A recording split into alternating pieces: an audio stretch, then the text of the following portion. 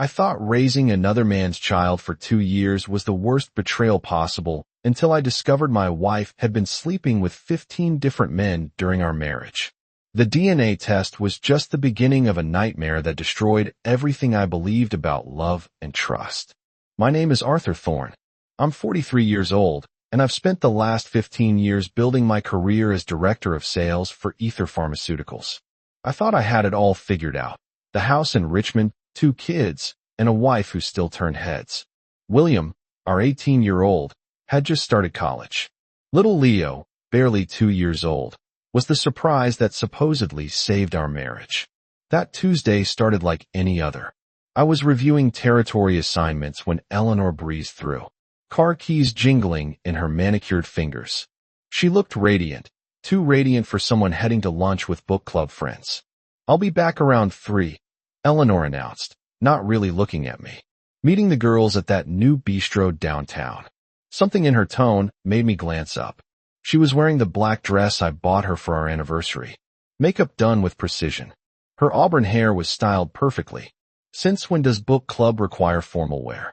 I asked. Eleanor's laugh sounded forced.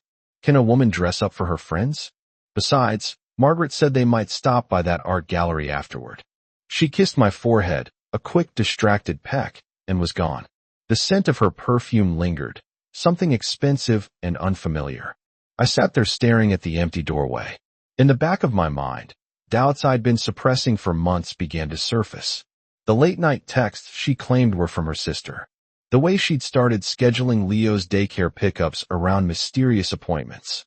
But it was the envelope in my desk drawer that really haunted me. DNA testing results for Leo, ordered during a moment of weakness when the math just didn't add up. Eleanor had been distant right around the time Leo would have been conceived. We'd been trying for another child for over a year, and suddenly, after one bitter fight about my work schedule, she announced she was pregnant. My hands trembled as I pulled out the sealed envelope. I told myself I was being paranoid. But as I tore it open and scanned the official letterhead, my world tilted on its axis. The words came into sharp, devastating focus. Probability of paternity, 0%. Leo wasn't mine. I walked to the kitchen, moving like a man underwater. On the kitchen table, I carefully placed the DNA results face up, right where Eleanor would see them the moment she walked in. Then I waited. At 3:47 p.m., I heard her car in the driveway. She came through the front door humming, actually humming like she just won the lottery. Her cheeks were flushed, lipstick fresh. "Arthur, I'm home," Eleanor called out, her voice bright with artificial cheer. She practically floated into the kitchen, still riding the high of whatever had happened during her lunch date. But the moment her eyes landed on the papers spread across our kitchen table, everything changed. The humming stopped. The flush drained from her face. "What is this?" Eleanor whispered, though we both knew exactly what it was. The silence stretched between us like a loaded gun. Eleanor stared at the DNA results, her face cycling through emotions I'd never seen before: shock, fear, calculation. Her manicured fingers trembled as she picked up the papers, scanning the scientific jargon as if willing the words to change. "Where did you get this?" Eleanor asked, her voice barely above a whisper. "Does it matter?" I replied, standing up from my chair. "The question isn't where I got it. The question is whose son Leo really is." Eleanor set the papers down carefully, like they might explode. She walked to the kitchen sink, gripping the granite countertop with both hands. Her knuckles went white. "Arthur, I can explain," she started, but I cut her off. "Can you? Because I've been sitting here for hours trying to figure out how you explain away a 0% match. There's no gray area here, Eleanor. Either Leo is my son, or he isn't." She turned around, and for the first time since I'd known her, Eleanor looked defeated. The confident woman who had walked out this morning was gone, replaced by someone who looked cornered. "It's not what you think," Eleanor said, but her voice lacked conviction. "Then tell me what it is," I demanded. "Tell me exactly what it is. Because right now I'm thinking my wife of 20 years has been living a lie for the past 2 years. I'm thinking that every time I changed Leo's diaper, every sleepless night, every proud moment watching him take his first steps, it was all built on deception." Eleanor flinched at the word deception like I'd slapped her. She opened her mouth to speak, then closed it again. The silence was deafening. How long? I asked quietly. Arthur, please. How long have you been cheating on me? The question hung in the air like smoke. Eleanor's shoulders sagged, and she looked older somehow, as if the weight of her secrets had finally become too much to carry. It wasn't supposed to happen, she whispered. That's not an answer. How long? Eleanor closed her eyes. 3 years. The number hit me like a physical blow. 3 years. Leo was 2 years old, which meant she'd been unfaithful for his entire life, and then some. Who? I asked, though I wasn't sure I wanted to know. Eleanor's face twisted with something that might have been guilt, or might have been annoyance at getting caught. Marcus Cole. Marcus, my business associate. The pharmaceutical rep who'd been coming to our house for barbecues and holiday parties for the past 5 years. The man who'd brought Leo a stuffed elephant when he was born, who'd shaken my hand and congratulated me on becoming a father again. Marcus. I repeated, tasting the name like poison. Marcus Cole. Eleanor nodded, tears starting to form in her eyes. But they weren't tears of remorse. They were tears of someone who'd been caught red-handed and was finally facing consequences. Arthur, I never meant for it to go this far, Eleanor said, stepping toward me. I held up my hand, stopping her in her tracks. Don't. Just don't. You don't get to play the victim here. You made choices, Eleanor. Every single day for 3 years, you made choices. You were never home, she exploded suddenly, her mask finally slipping completely. You were always working, always traveling, always putting your career first. I was lonely, Arthur. I was forgotten. So you decided to sleep with Marcus and pass off his child as mine? Eleanor's face flushed red. I didn't know. When I got pregnant, I thought, I hoped. You hoped what? That you could keep lying forever? I hoped I could fix things before you found out. Eleanor finished, her voice breaking. I stared at her, amazed by the audacity. Fix things? You mean continue lying to me while raising another man's child in my house? It's not that simple, Arthur. You don't understand. Then make me understand, I said, my voice deadly calm. Explain to me how sleeping with Marcus Cole for 3 years is complicated. Explain how letting me believe Leo was my son is anything other than fraud. Eleanor wiped her eyes, smearing her perfect makeup. When William left for college, everything changed. You threw yourself into work even more. I felt invisible. Marcus was there. He listened to me. He made me feel alive again. So this is my fault. No, she said quickly. But you weren't present, Arthur. Even when you were home, you weren't really there. I walked to the kitchen counter and pulled out my phone. Call him. What? Call Marcus right now. I want to hear you tell him that I know about Leo. I want to hear you tell him that his son has been living in my house, sleeping in the crib I assembled, calling me daddy. Eleanor's face went white. Arthur, please don't do this. Why? Are you protecting him? Or yourself? She didn't answer, which was answer enough. I scrolled through her phone contacts until I found Marcus's number and hit dial, putting it on speaker. Hey, beautiful. Marcus's voice filled our kitchen. Missing me already? The casual intimacy in his tone hit me like a sledgehammer. This wasn't a recent fling. This was an established relationship. Eleanor looked like she wanted to disappear. Marcus, I said into the phone. This is Arthur Thorne. The silence on the other end stretched for 10 seconds before Marcus spoke again, his voice completely different now. Arthur, we need to talk. I said all 3 of us, tonight. Arthur, look, I can explain. You can explain how you've been sleeping with my wife and fathering a child that I've been raising for 2 years? Yeah, I'd like to hear that explanation. Eleanor grabbed the phone and ended the call. Her hands were shaking. He doesn't know about Leo, she said quietly. I felt the blood drain from my face. What do you mean he doesn't know? I never told him. When I got pregnant, I wasn't sure who the father was. There were others. Others. The word hung in the air like poison gas. How many others, Eleanor? She couldn't look at me. It doesn't matter now. It matters to me. How many men were you sleeping with when Leo was conceived? Arthur, please, answer me. 3, she whispered. Maybe 4. I was confused. I was angry. I didn't let her finish. I walked out of the kitchen, grabbed my keys, and headed for the door. "Where are you going?" Eleanor called after me. "To find out who Leo's real father is." I drove straight to Marcus's office building downtown. The 40-minute drive gave me time to process what Eleanor had admitted: 3 or 4 men during the time Leo was conceived. My wife had been conducting multiple affairs simultaneously. Marcus worked for Veritas Labs on the 15th floor. I'd been there many times for business meetings, but never like this. Never as the betrayed husband coming to confront my wife's lover. The receptionist tried to stop me, but I pushed past her and walked directly to Marcus's corner office. He was on a conference call when I opened his door without knocking. "I'll call you back," Marcus said into his headset, his eyes never leaving mine. He was a tall man, well-dressed, the kind of guy who probably played golf every weekend and drove a BMW.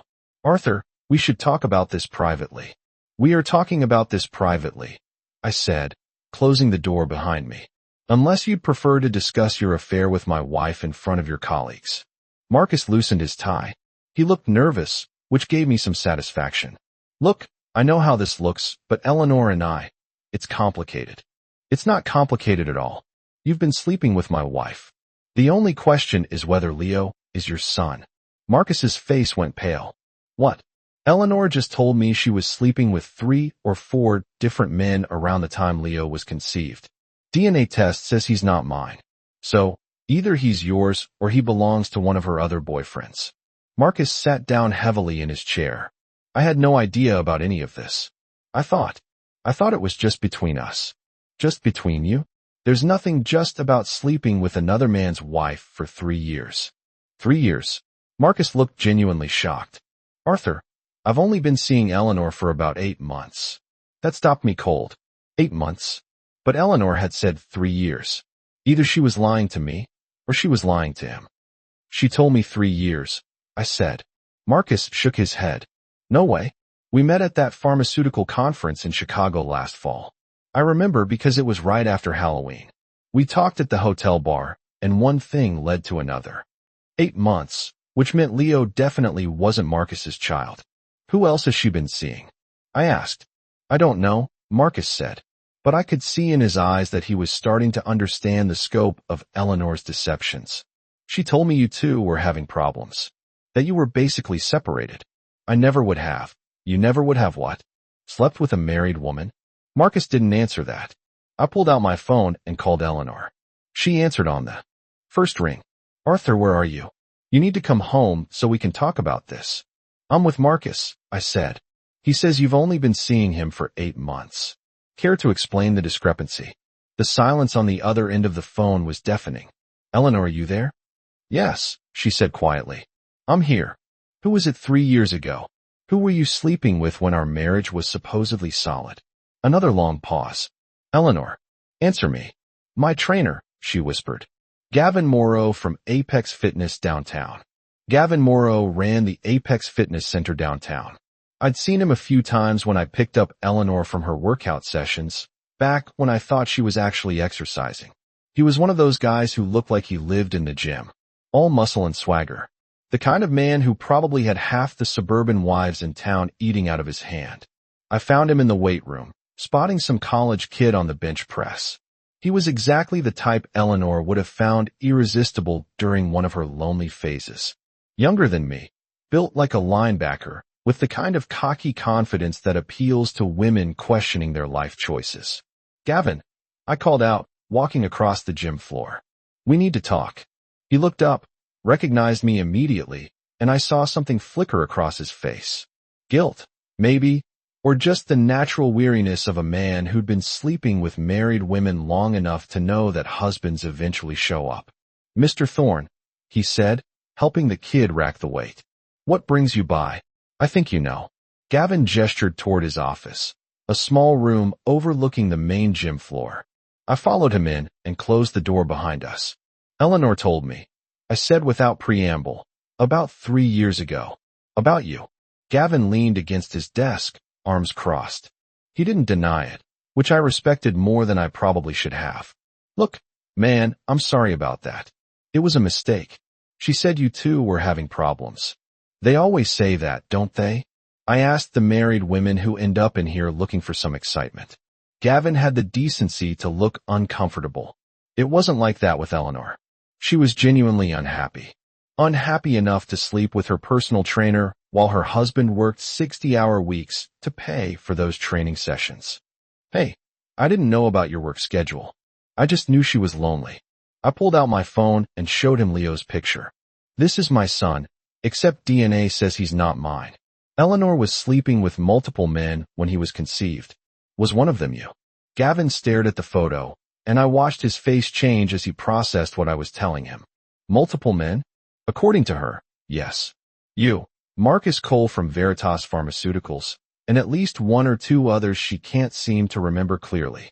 Jesus, Gavin muttered. I had no idea she was. I mean, I knew about her husband, obviously, but I didn't know about anyone else. So it's possible Leo is yours. Gavin looked at the photo again, then at me. When was he born? March 15th, 2 years ago. Gavin was quiet for a moment, doing the math. It's possible, he said. Finally, the timing works. I felt something cold settle in my stomach. I want a DNA test. You, me, and Leo. I need to know who his father is. Man, I don't know if that's such a good idea. Why? Because you don't want to pay child support for the next 16 years. No, Gavin said. And there was something in his voice that made me pay attention. Because there might be more than just me and Marcus you need to test. I stared at him. What do you mean? Gavin ran his hand through his hair. Eleanor wasn't exactly discreet about her activities. There were rumors around the gym. Stories about her and some of the other trainers, some of the members. I thought it was just talk, but now what? Now I'm thinking maybe the talk was true. I drove home in a daze. Gavin's words echoing in my head. Multiple trainers, multiple members. Eleanor hadn't just been having affairs. She'd been conducting them. With the systematic efficiency of someone running a small business. When I walked into our house, Eleanor was sitting at the kitchen table with Leo on her lap. He was eating Cheerios with his tiny fingers, babbling happily in that way 2-year-olds do. Looking at him now, knowing what I knew, was like looking at a stranger. Where have you been? Eleanor asked. I went to see Gavin. Eleanor's face went pale. Leo chose that moment to throw a handful of Cheerios on the floor, laughing at the mess he'd made. What did he tell you? She asked quietly. He confirmed your story about 3 years ago. He also told me there might have been others. Lots of others. Eleanor sat Leo down, and he toddled toward his toy box in the corner. Arthur, I can explain, can you? Because I'm starting to think you can't even keep track of all the men you were sleeping with. Gavin thinks there are other trainers, other gym members. Is that true? Eleanor couldn't meet my eyes. It wasn't like that. Then what was it like? Help me understand how my wife became the gym bicycle while I was working my tail off to provide for our family. Don't call me that, she snapped. But there was no real fire in it. Then tell me the truth. All of it. Every man, every affair, every lie you've told me over the past 3 years. Eleanor was quiet for a long moment, watching Leo play with his blocks. When she finally spoke, her voice was barely above a whisper. It started with Gavin. I was feeling neglected, unappreciated. He made me feel desirable again. And then there was Jake from the front desk. That was only a few times. Who else?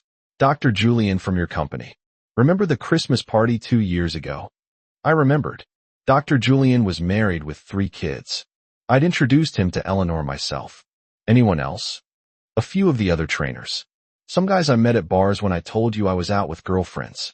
I was staring at a woman I didn't recognize.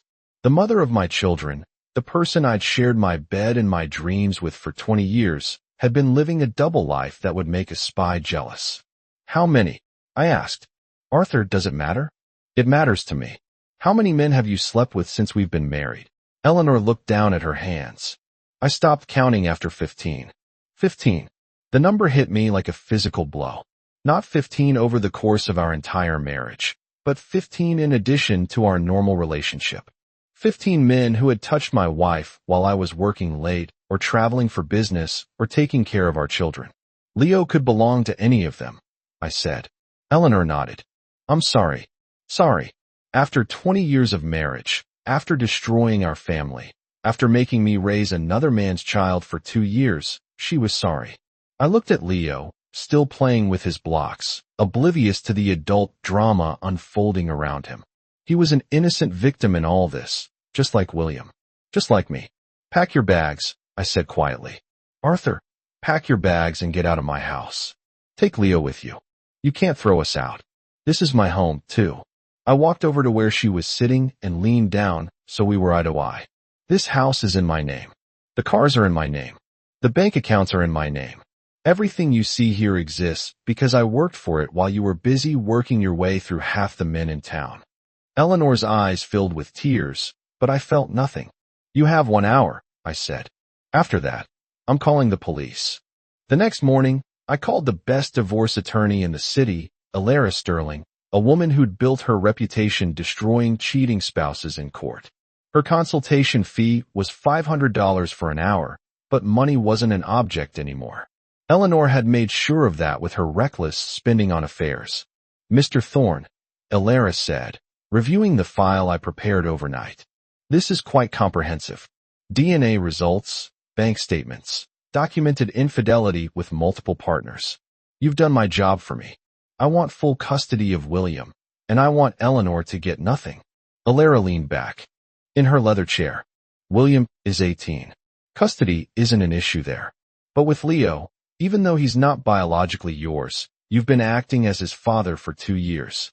The court might still consider you responsible for support. That possibility had kept me awake all night. Even if his mother was sleeping with half the city when he was conceived? Unfortunately, yes. The best interests of a child supersede marital misconduct in many cases. However, given the documented pattern of deception and infidelity, we can probably minimize your financial obligations. My phone buzzed. A text from Eleanor. Arthur, please call me. We need to talk about Leo. I showed the message to Alara. She's panicking. Probably realized she can't afford to raise a child without your income. Good, I said. Let her panic. Alara smiled, the kind of smile that made me glad she was on my side. There's something else we need to discuss.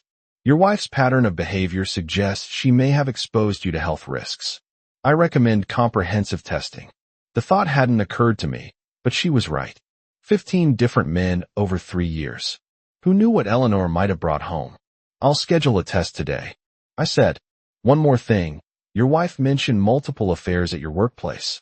If any of those relationships affected your professional reputation, we can pursue additional damages for loss of earning capacity. I thought about Dr. Julian from the Christmas party. How many of my colleagues knew about Eleanor's activities? How many business relationships have been compromised?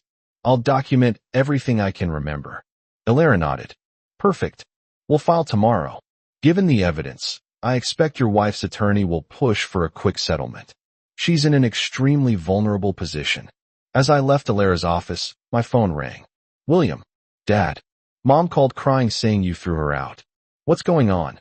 I'd been dreading this conversation. Son, there are things about your mother that you don't know. Things I wish I didn't know. Like what? She's been unfaithful for years. Leo isn't my biological son. The silence stretched so long I thought the call had dropped. Are you serious? William finally asked. I have DNA proof and evidence of multiple affairs. Jesus, Dad, I'm sorry. Are you okay? That question almost broke me. My 18-year-old son was asking if I was okay while his world was falling apart, too. I will be, I said. We both will be. Eleanor tried calling 17 times that day. I didn't answer. By evening, she'd switched tactics and sent William to the house as her messenger. Dad, Mom says you won't talk to her. She's staying at some motel with Leo, and she's scared. I looked at my son, tall, serious, with my eyes, but Eleanor's stubborn chin. He deserved the truth. William, sit down. There are things you need to know. I showed him everything. The DNA results, the bank statements, the timeline of affairs that spanned his entire high school career. William listened without interruption, his face growing darker with each revelation. 15 men, he said when I finished. At least, possibly more. William ran his hands through his hair. All those times she said she was at book club or shopping with friends. She was with other men. And Leo really isn't your son. No, he's not your brother either. Not biologically. William was quiet for a long time. When he finally spoke, his voice was hard. What do you need me to do? The question caught me off guard. What? To help you in the divorce. I mean, do you need me to testify or something? I felt a surge of pride. My son was choosing sides, and he was choosing me. I might need you to confirm some timelines about your mother's absences. Her behavior changes. William nodded grimly. She was different after I started high school. More secretive, more defensive. I thought it was just empty nest syndrome or something. It was something, all right. My phone rang. Eleanor again. Answer it, William said. Let me talk to her. I put the call on speaker. Arthur, thank God. Eleanor's voice filled the room. I've been trying to reach you all day. We need to discuss Leo's situation. Hello, Mother, William said coldly. William, what are you doing there?